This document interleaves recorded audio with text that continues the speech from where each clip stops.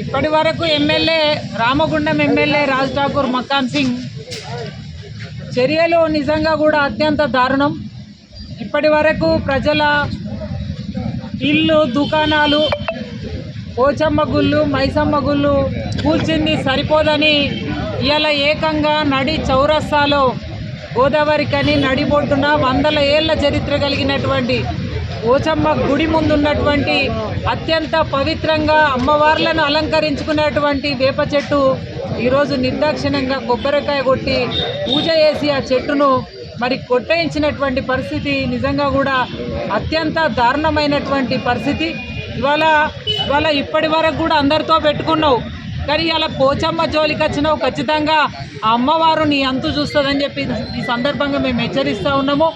Bharatiya Janata party నుంచి నువ్వు చేసేటువంటి వికృత చేష్టలను ఎండగట్టేటువంటి ప్రతిరోజు కూడా ఎండగడతనే ఉంటాము.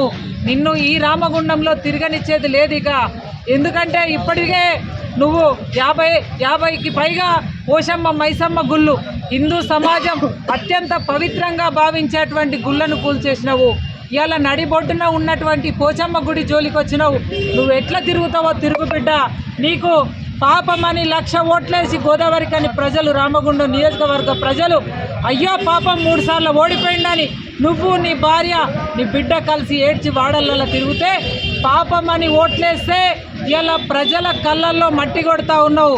వారి యొక్క ఆకాంక్షలను దెబ్బతీస్తూ ఉన్నావు, మనోభావాలను దెబ్బతీస్తూ ఉన్నావు.